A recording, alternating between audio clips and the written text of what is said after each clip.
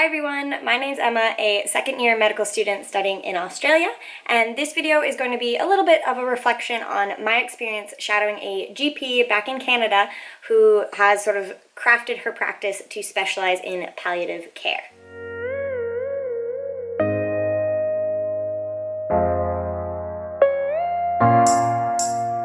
So if you're new to my channel, hi, nice to meet you. My name's Emma. I am a Canadian studying in Australia and I have just started my second year of med school. But for context, I go back home every December for Christmas, and this year when I did go back, I actually worked out a shadowing opportunity with a GP who works in a rural city not too far from where I live, and she is a general practitioner, so has a basic clinic set up and sees the local population, but she has kind of crafted her practice to specialize in a little bit more palliative care, including home visits, hospital visits, as well as hospice. So she has a bit of a busy practice and she gets to kind of go all over the local area to her, and I shadowed her for 3 days.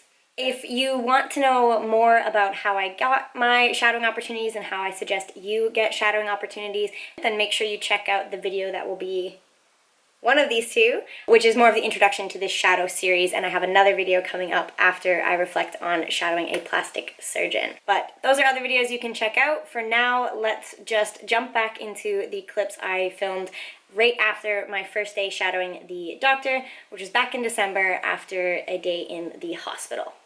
So it's been a bit of a heavy day, but it's been really interesting. So I started the day at the hospital with her, and we sat and had a conversation with a man who was interested in medically assisted dying. So there's policy here in Ontario that allows for medically assisted death in very specific cases, and there is a whole sort of process that they have to go through to get that sort of end of life that they choose. And this man, he had terminal COPD, or COPD that was deemed terminal. He was actually doing really well today, and he has been doing well lately after his recent hospitalization. But the beautiful thing about this legislation is the process can be started, but it won't be followed through until he wants it to, and he may never want it to.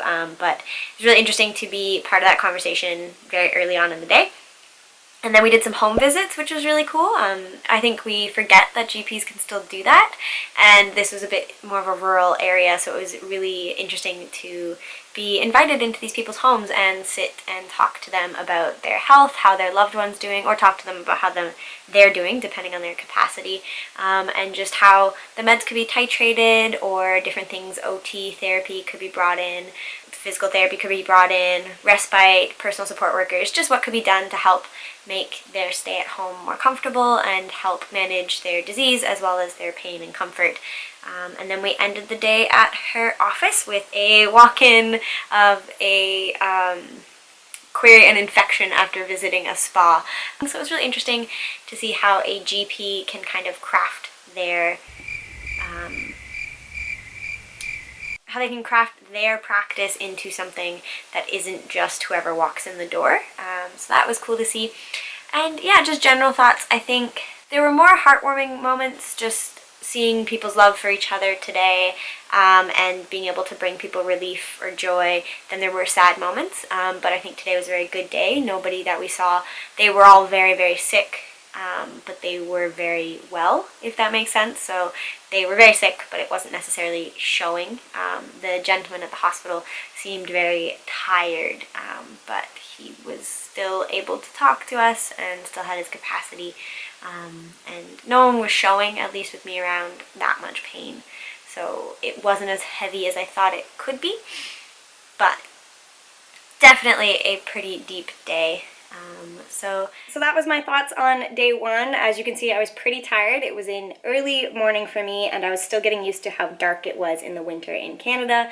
Emotionally wise, it wasn't too taxing. I felt really honored and really privileged to get to experience what I did and to be so welcomed into people's homes, or bedsides, etc. And it was overall a really rewarding day, and it was really cool to see how a general practitioner kind of can work within a hospital in a more rural setting.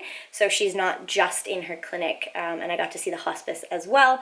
So really got to see the variety of care that can come with an intentionally sort of crafted practice. So that was really cool.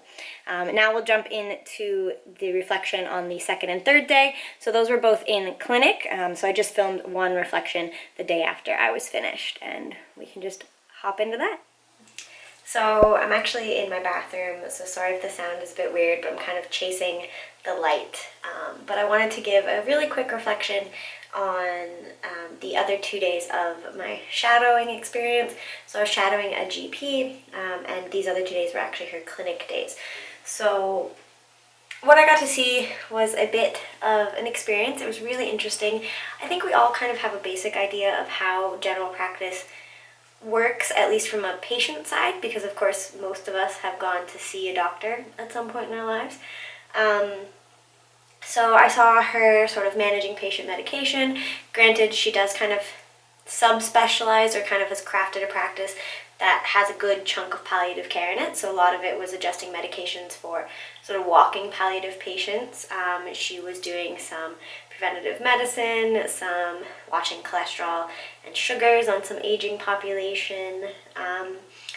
And there's a couple of other things, like sort of younger people who found her practice that were going in for fertility questions, or just sort of women's health questions, and just some sort of general health, people coming in with aches and pains, post-op follow-up for a patient that's been discharged from the hospital, and he just wanted to check his incision.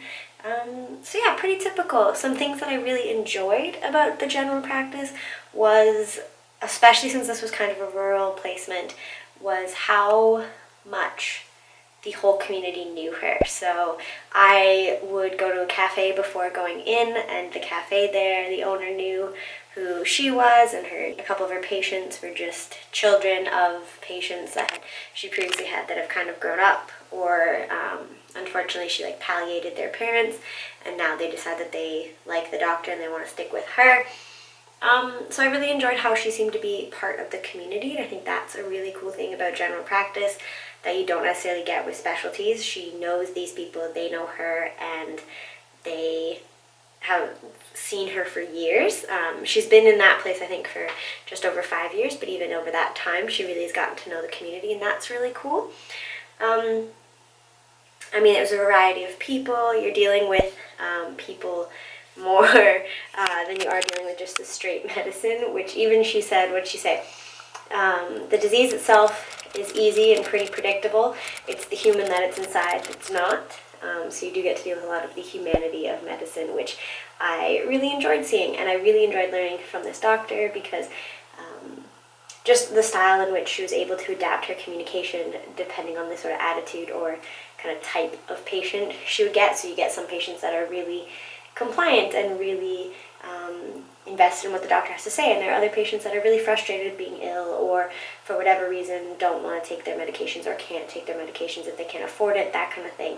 And the way she was able to navigate those different conversations was really interesting, and the fact that she gets to have those different conversations with that kind of variety of people was really cool. Some things I'm not sure I didn't like as much. And I mean, I have zero exposure at this point, so my opinion could change. She only got to do a couple sort of procedural things. So she did some injections of cortisol into the knee and the shoulder, but anything more delicate than that would need ultrasound guidance, which she doesn't have in the office. And yeah, I think I was just, I was very pleasantly surprised, but the doctor herself has wowed me. I don't know if general practice has wowed me yet, but we'll see. I have more to learn and more to observe. And yeah, so that's after 2 days in the clinic, sort of my thoughts and feelings. And we'll jump back to the rest of the video now. So yeah, I think I explained my thoughts pretty well in those reflections. Watching them back, I don't think I really left anything out. To kind of quickly summarize, I really, really enjoyed the people aspect of her practice and getting to see how she interacted with a variety of different people through sort of all sorts of spectrums of health.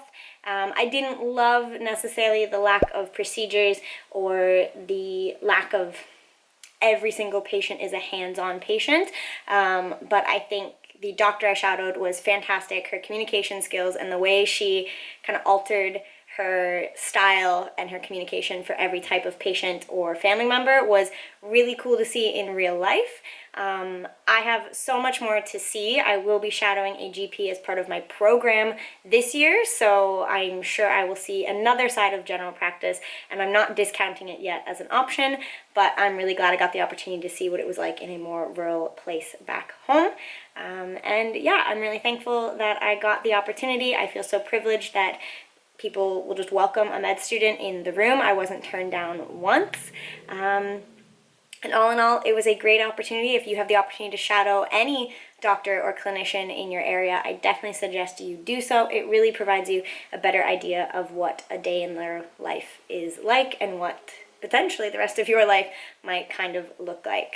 But that's all for this video. Make sure you comment below if you have any more questions, or if there's anything you think I didn't address that I can in another video, or just if you've ever had a shadowing experience, tell me about it below and we can have a chat. And like this video if you want to see more about my different shadowing reflections.